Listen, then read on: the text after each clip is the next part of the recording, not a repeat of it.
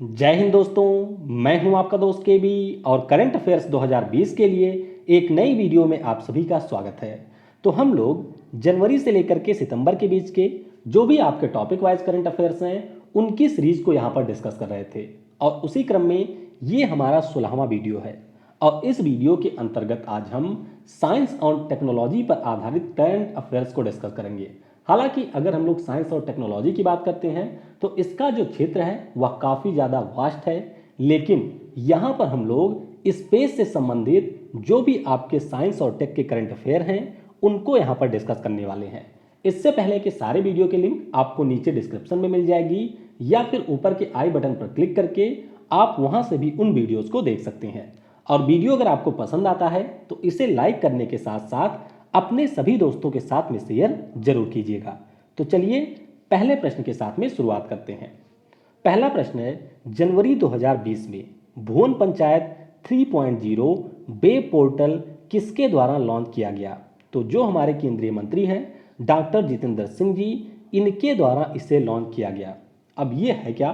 तो आपको ये ध्यान रखना है कि भुवन पंचायत 3.0 जो वेब पोर्टल है यह इसरो के सैटेलाइट टेक्नोलॉजी के आधार पर कार्य करेगा और इसके माध्यम से पृथ्वी को 2D और 3D में देखने को सुविधा मिलेगी। तो ध्यान रखिएगा, डॉक्टर जितेंद्र सिंह ने इसे लॉन्च किया था। अगला प्रश्न है, सितंबर 2020 में किस खगोलीय पिंड के उच्च अक्षांशों पर रस्ट यानी कि जंग के साक्ष्य प्राप्त हुए?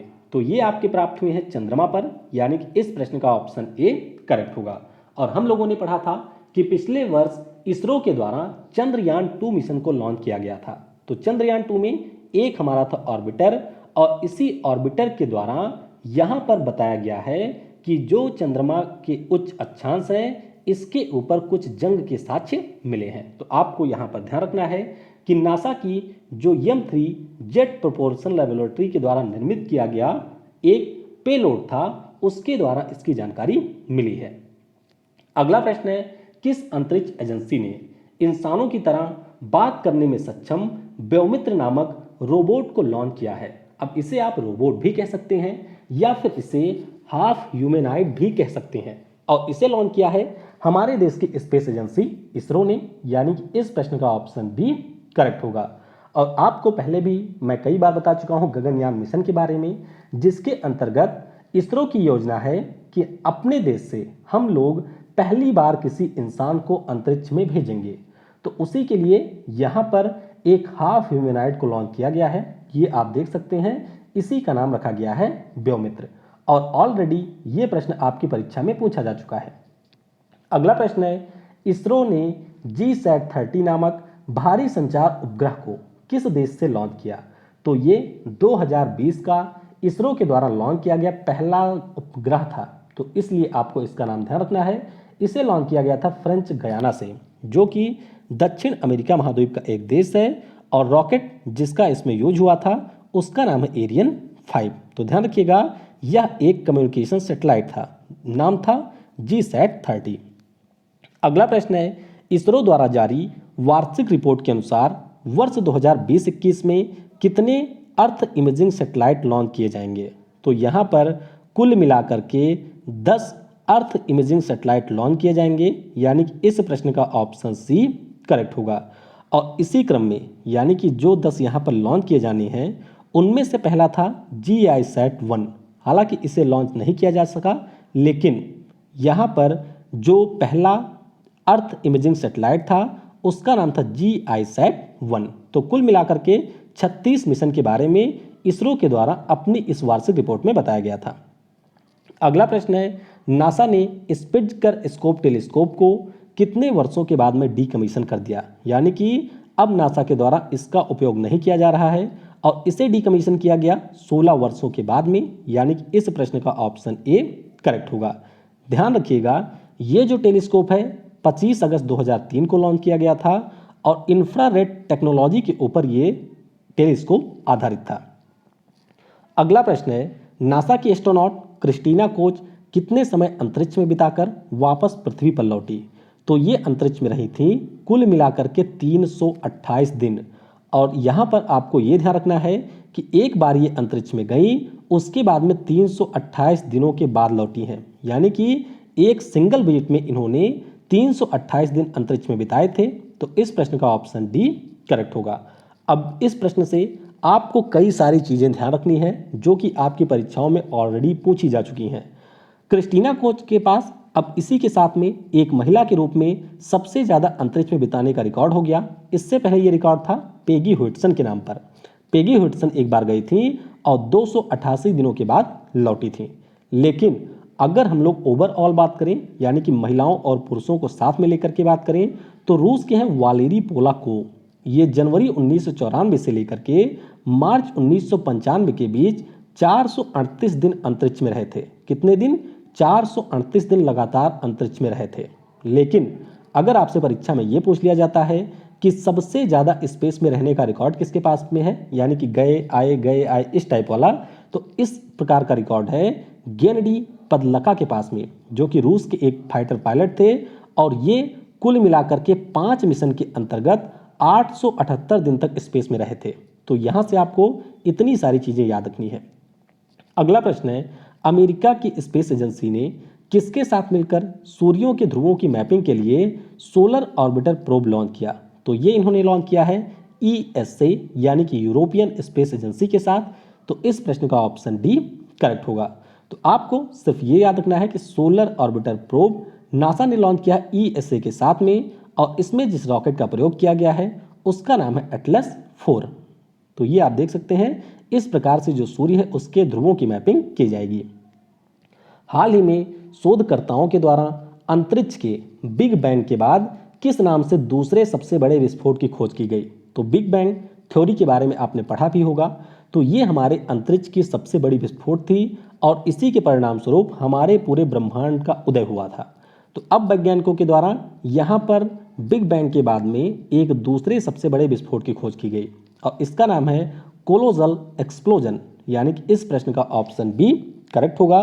और इसमें आपको यह ध्यान रखना है कि ऑस्ट्रेलिया में एक शहर है जिसका नाम है पर्थ। तो पर्थ में स्थित रेडियो एस्ट्रोनॉमी रिसर्च के द्वारा इसकी खोज की गई है।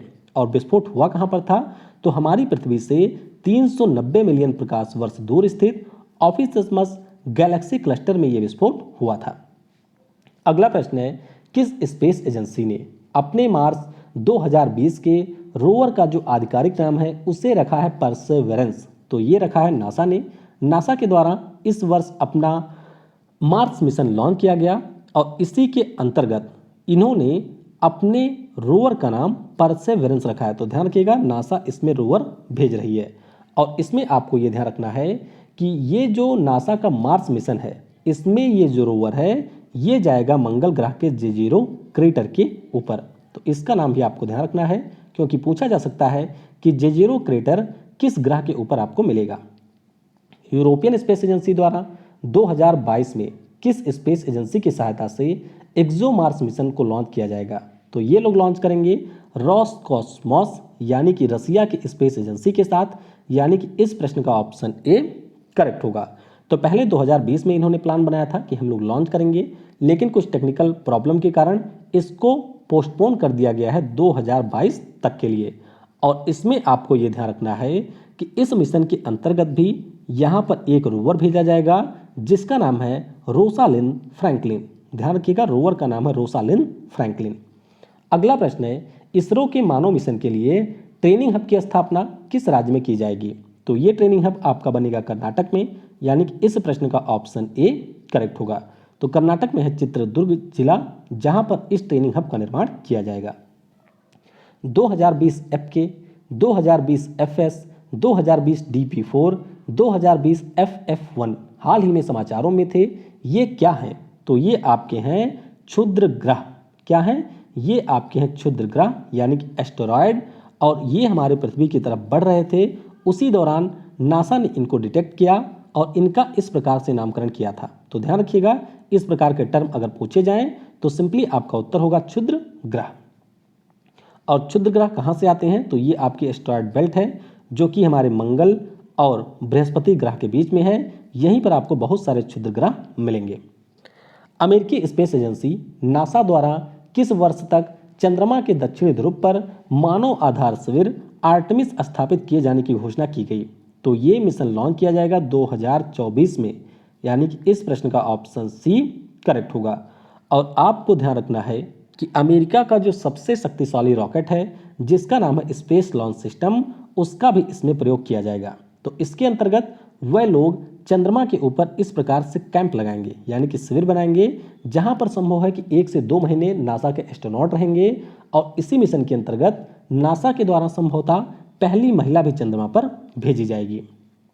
अगला प्रश्न है, वर्ष 2020 में अमेरिकी स्पेस एजेंसी नासा ने अपने किस मिशन की 50वीं वर्षगांठ मनाई? तो ये इनका मिशन था अपोलो 13, यानी कि इस प्रश्न का ऑप्शन ए करेक्ट होगा। हालांकि अपोलो 13 मिशन की बात करते हैं तो यह फेल हो गया था, लेकिन फिर भी नासा के द्वारा इसकी 50वीं वर्षगांठ मनाई गई। और आपको ध्यान रखना है अपोलो 11 मिशन के बारे में, जिसके अंतर्गत नासा के द्वारा चंद्रमा के ऊपर पहले व्यक्ति को भेजा गया था। नाम इनका क्या है? तो इनका नाम है नील आर्मस्ट्रॉन्ग। अगला प्रश्न है, किस स्पेस एजेंसी ने स्पेस एक्स की सहायता से पृथ्वी से 27 मई को डेमो 2 मिशन के तहत अंतरिक्ष यात्रियों को स्पेस में भेजने की घोषणा की? तो ये भेजा था नासा ने, यानी कि इस प्रश्न का ऑप्शन ए करेक्ट होगा। और आपको ध्यान रखना है कि यहाँ पर जो नासा के एस्ट्रोनॉट थे उनको भेजा था स्पेस एक्स ने। किसने? स्पेस एक्स ने यहाँ पर स्पेस में भेजा था, और ये लोग गए हैं इंटरनेशनल स्पेस स्टेशन पर। तो ये आप देख सकते हैं जो क्रू है जिसके माध्यम से इनको भेजा गया। नासा के लिए सबसे अधिक समय तक कार्य करने वाले हबल स्पेस टेलीस्कोप की कौन सी वर्षगांठ मनाई गई? तो इसकी मनाई गई है यहाँ पर 30वीं वर्षगांठ, यानी कि इस प्रश्न का ऑप्शन डी करेक्ट होगा। और ये प्रश्न ऑलरेडी परीक्षा में पूछा जा चुका है कि हबल टेलीस्कोप किस वर्ष स्थापित किया गया था? तो ध्यान रखिएगा 1990 में इसे स्थापित किया गया था। किस स्पेस एजेंसी के द्वारा सनराइज मिशन की घोषणा की गई? तो इसकी भी घोषणा की है नासा ने, यानी कि इस प्रश्न का ऑप्शन बी करेक्ट होगा। और सनराइज का मतलब क्या है? तो इसका पूरा नाम है सन रेडियो इंफ्रोमीटर स्पेस एक्सपेरिमेंट। और जो आपके सोलर फ्लेयर होते हैं उनके अध्ययन के लिए नासा के द्वारा 1 जुलाई 2023 में इसे लॉन्च किया जाएगा। अगला प्रश्न है, ज्वालामुखी और भूकंप के पूर्वानुमान के लिए किस स्पेस एजेंसी ने साइरस मिशन की घोषणा की? तो इसकी घोषणा की है नासा ने, यानी कि इस प्रश्न का ऑप्शन डी करेक्ट होगा। और साइरस का मतलब क्या है? तो इसका पूरा नाम है CubeSat imaging radar for earth science. और इसके अंतर्गत नासा के द्वारा कुछ सैटेलाइट को स्थापित किया जाएगा इस प्रकार से जो पृथ्वी पर होने वाले किसी भी प्रकार के हलचल को मॉनिटर कर सकें और उसके आधार पर यह बता सकें कि किसी स्थान पर ज्वालामुखी का उद्गार होने वाला है या फिर भूकंप आने वाला है। तो इसीलिए इसे लॉन्च किया जाएगा नासा के द्वारा। नासा के पहले मंगल हेलीकॉप्टर का नाम क्या निर्धारित किया गया? तो इसका नाम रखा गया है इंजेन्यूटी। तो इस प्रश्न का ऑप्शन सी करेक्ट होगा। तो मैंने आपको बताया अभी नासा के मार्स मिशन के बारे में, और इसी मिशन के अंतर्गत नासा के द्वारा मंगल हेलीकॉप्टर भी भेजा जाएगा, यानी कि एक हेलीकॉप्टर होगा जो कि जाएगा मंगल ग्रह पर, नासा के द्वारा इसे भेजा जाएगा। और इसके लिए एक प्रतियोगिता का आयोजन किया था नासा ने, जिसके माध्यम से इंजेन्यूटी इसका नाम रखा गया। और नाम किसने रखा? तो हमारे यहाँ की एक लड़की थी बेनिजा रूपानी, जिसके द्वारा यहाँ पर इंजेन्यूटी नाम को सजेस्ट किया गया था। किस स्पेस एजेंसी ने वाइड फील्ड इंफ्रारेड सर्वे टेलीस्कोप का नाम Nancy grace Roman space telescope रखने की घोषणा की? तो ये घोषणा की है नासा ने, यानी कि इस प्रश्न का ऑप्शन बी करेक्ट होगा। अब आपको यहाँ पर यह ध्यान रखना है कि जो नैन्सी ग्रेस रोमन है ये नासा की पहली महिला मुख्य खगोल वैज्ञानिक थी, और जिस हबल टेलीस्कोप को आप जानते हैं उसका निर्माण करने में इनका बहुत ही अहम योगदान था, इसीलिए इनको मदर ऑफ हबल के नाम से भी जाना जाता है। तो अमेरिका का एक टेलीस्कोप है वाइड फील्ड इंफ्रारेड सर्वे टेलीस्कोप, और इसका नाम अब Nancy grace Roman space telescope रख दिया गया है। अगला प्रश्न है, जून 2020 में इनमें से किसको नासा प्रतिष्ठित सेवा पदक यानी कि डिस्टिंग्विश सर्विस मेडल से सम्मानित किया गया? तो ये मिला है रंजीत कुमार को, यानी कि इस प्रश्न का ऑप्शन बी करेक्ट होगा। और रंजीत कुमार की बात करते हैं तो नासा और जो अन्य स्पेस एजेंसियों के द्वारा अंतर्राष्ट्रीय स्पेस स्टेशन बनाया गया था उसे बनाने में यहाँ पर मदद की थी रंजीत कुमार ने। अगला प्रश्न है, किस स्पेस एजेंसी के वैज्ञानिकों ने पदार्थ की पांचवी अवस्था बोस आइंस्टीन क्वांटम की खोज की। तो इसकी खोज की है नासा के वैज्ञानिकों ने, यानी कि इस प्रश्न का ऑप्शन सी करेक्ट होगा। आपने पढ़ा होगा कि पदार्थ की कुल 4 अवस्थाएं पाई जाती हैं। कौन कौन सी? सॉलिड, लिक्विड, गैस और हमारा होता है प्लाज्मा। तो पांचवें के बारे में बहुत पहले हमारे यहाँ के जो साइंटिस्ट थे सत्येंद्र नाथ बोस जी, इसके अलावा आइंस्टीन ने अनुमान लगा दिया था, और अब नासा के द्वारा यहाँ पर इस प्रकार से पांचवें अवस्था की खोज की गई है। तो इंपॉर्टेंट प्रश्न है आपकी परीक्षा के लिए, इसके बारे में आपको ध्यान रखना है। स्टारलिंक प्रोजेक्ट किस स्पेस एजेंसी का एक मिशन है? तो यह है स्पेस एक्स का, जो कि अमेरिका की एक निजी स्पेस एजेंसी है। ध्यान रखिएगा, अमेरिका में आपको 2 स्पेस एजेंसी मिलेंगी। एक तो है नासा, जो कि वहाँ की सरकार की है, और एक है स्पेस एक्स, जिसके मालिक है इलोन मस्क। तो इनके द्वारा यहाँ पर स्टारलिंक प्रोजेक्ट के अंतर्गत पृथ्वी के चारों तरफ इस प्रकार से 12,000 सैटेलाइट भेजे जाएंगे, और इन सैटेलाइट का मुख्य रूप से उद्देश्य होगा कि पृथ्वी के सभी स्थानों पर इंटरनेट कनेक्टिविटी प्रोवाइड कराई जाए। सांसा ने किस स्पेस एजेंसी के साथ चंद्रमा व मंगल आदि के मानव स्पेस फ्लाइट मिशन के लिए समझौता किया? तो सांसा, जो कि साउथ अफ्रीका की स्पेस एजेंसी है, और इसने समझौता किया है नासा के साथ में। तो बस आपको इतना ध्यान रखना है कि नासा के साथ में इन्होंने समझौता किया है। जुलाई 2020 में किस स्पेस एजेंसी ने एस्ट्रोस मिशन की घोषणा की? तो इसकी घोषणा की है नासा ने, यानी कि इस प्रश्न का ऑप्शन ए करेक्ट होगा। तो एस्ट्रोस मिशन है क्या? तो पहले आप इसका पूरा नाम जानिए। इसका पूरा नाम है astrophysics stratospheric telescope for high spectral resolution observations at sub millimetre wavelength. तो वैसे नाम आप रटेंगे नहीं, लेकिन थोड़ा सा आप ध्यान रख सकते हैं। तो इसके माध्यम से नासा के द्वारा एक गुब्बारे के द्वारा जो हमारा स्ट्रेटोस्फेयर है वहाँ पर एक टेलीस्कोप को स्थापित किया जाएगा। तो ध्यान रखिएगा, इस टेलीस्कोप की स्थापना जो भी हमारी पृथ्वी पर आने वाली तरंग दैर्घ्य है, यानी कि वेवलेंथ है, उसको डिटेक्ट करने की योजना है। किस स्पेस एजेंसी के टेस्ट मिशन ने 66 नए बाह्य ग्रहों की खोज की है? तो इसकी खोज की है नासा के टेस्ट मिशन ने, यानी कि इस प्रश्न का ऑप्शन ए करेक्ट होगा। तो टेस्ट का आपको पूरा नाम पता होना चाहिए। इसका नाम है ट्रांजिटिंग एक्सोप्लैनेट सर्वे सैटेलाइट, और इसे लॉन्च किया था नासा ने 2018 में, और इसी के द्वारा अभी 66 नए एक्सोप्लैनेट की खोज की गई है। अगला प्रश्न है सेरेस, जो कि हाल ही में समाचारों में है, क्या है? तो इसके ऊपर मैंने एक सेपरेट वीडियो भी बनाई थी। तो ये हमारा एक बौना ग्रह है। क्या है? ये हमारा एक बौना ग्रह है। तो अभी जो वैज्ञानिक हैं उनके द्वारा सेरेस बौने ग्रह की सतह पर लिक्विड सैलाइन वाटर की खोज की गई, और इसीलिए इसे ओशियन वर्ल्ड का दर्जा दिया गया। तो सेरेस है क्या? ये आप देख सकते हैं एस्टेरॉयड बेल्ट हमारा है, और यहाँ पर आपको मिलेगा एक एस्टेरॉयड जिसका नाम है सेरेस। तो इसका नाम आपको ध्यान रखना है कि इसे ओशियन वर्ल्ड का दर्जा दिया गया है। चंद्रयान 2 के ट्रेन मैपिंग कैमरा 2 के द्वारा खींचे गए चंद्रमा पर एक क्रेटर का नाम किसके नाम पर रखा गया है? तो चंद्रयान 2 में जो हमारा ऑर्बिटर है उसमें लगा हुआ ट्रेन मैपिंग कैमरा था, इसके द्वारा फोटो खींची गई, और इसका नाम रखा गया है विक्रम साराभाई के नाम पर, यानी कि इस प्रश्न का ऑप्शन डी करेक्ट होगा। और आपको ध्यान रखना है कि चंद्रयान 2 मिशन 22 जुलाई को लॉन्च किया गया था, और विक्रम साराभाई की बात करते हैं तो ये भारतीय स्पेस प्रोग्राम के जनक के रूप में जाने जाते हैं। तो इतनी सारी चीज़ें आपको यहाँ से ध्यान रखनी है। अगला प्रश्न है इसरो ने किस राज्य में अपना चौथा अंतरिक्ष के लिए अकादमिक केंद्र स्थापित किया? तो ये स्थापित किया गया कर्नाटक में, यानी कि इस प्रश्न का ऑप्शन सी करेक्ट होगा। अगला प्रश्न है नॉर्थरोप ग्रूमैन कॉरपोरेशन ने किसके नाम पर NG-14 सिग्नस स्पेसक्राफ्ट का नया नाम रखा? तो इसका नाम रखा गया है कल्पना चावला के नाम पर, जो कि स्पेस में पहुंचने वाली भारत की पहली महिला थी। तो इन्हीं के नाम पर नॉर्थरोप ग्रूमैन कॉरपोरेशन ने एक स्पेसक्राफ्ट का नाम रखा है NG-14 सिग्नस इसका नाम था, और अब इसका नाम कल्पना चावला के नाम पर रखा गया। तो ये आपको यहाँ पर ध्यान रखना है। अगला प्रश्न है किस देश के द्वारा आर्कटिक की जलवायु की निगरानी के लिए आर्कटिक एम उपग्रह को लॉन्च किया गया?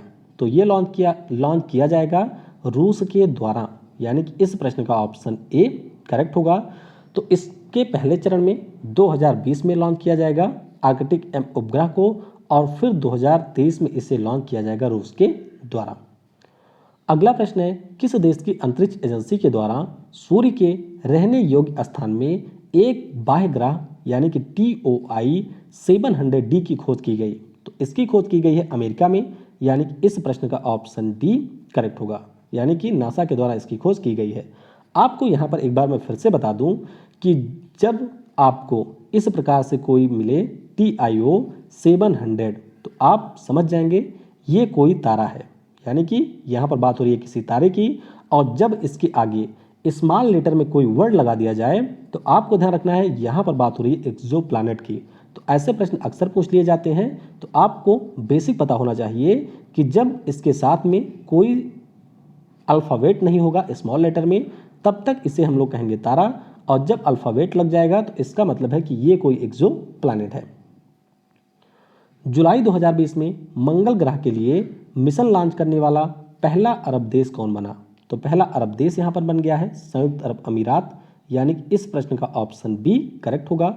और अभी UPBCS के पेपर में ये प्रश्न ऑलरेडी पूछा जा चुका है। ध्यान रखिएगा, मंगल ग्रह के लिए होप मिशन लॉन्च किया है संयुक्त अरब अमीरात ने, और इसके अंतर्गत संयुक्त अरब अमीरात के द्वारा H-2A रॉकेट को यूज किया गया। तो 19 जुलाई को इसे लॉन्च किया था और फरवरी 2021 तक ये मंगल ग्रह की कक्षा में पहुंचेगा। आखिरी प्रश्न है, जुलाई 2020 में चीन द्वारा किस ग्रह के लिए तियानवेन-1 मिशन को लॉन्च किया गया? तो ये लॉन्च किया गया है मंगल ग्रह के लिए, यानी कि इस प्रश्न का ऑप्शन सी करेक्ट होगा। तो आपको यहाँ पर ध्यान रखना है कि 23 जुलाई को चीन के द्वारा अपने सबसे शक्तिशाली रॉकेट लॉन्ग मार्च 5 की सहायता से तियानवेन-1 मिशन को लॉन्च किया गया। और इससे पहले भी चीन ने प्रयास किया था मंगल पर पहुंचने की, लेकिन वह सफल नहीं हो सका था। बात है 2011 की, तो रूस की सहायता से चीन ने मंगल ग्रह के लिए युंगहाओ-1 मिशन को लॉन्च किया था। हालांकि ये मिशन सक्सेस नहीं हुआ था। चीन की स्पेस एजेंसी का नाम भी ध्यान रखिएगा, इसका नाम है चाइना नेशनल स्पेस एडमिनिस्ट्रेशन और मुख्यालय इसका है बीजिंग में। तो ये हमने साइंस और टेक्नोलॉजी से संबंधित जो भी आपके स्पेस के करंट अफेयर थे उनको यहाँ पर डिस्कस कर लिया है। आई होप वीडियो आपको पसंद आया होगा। अगर ये पसंद आया हो तो इसे लाइक करने के साथ साथ सभी लोगों के साथ में शेयर जरूर करिएगा। इसी प्रकार से टॉपिक वाइज करंट अफेयर्स के जो भी हमारे बचे हुए टॉपिक हैं उनको हम लोग आने वाले 4 से 5 दिनों में समाप्त कर देंगे। Thanks for watching. जय हिंद, जय भारत, और सबसे जरूरी, पढ़ेगा भारत तो बढ़ेगा भारत।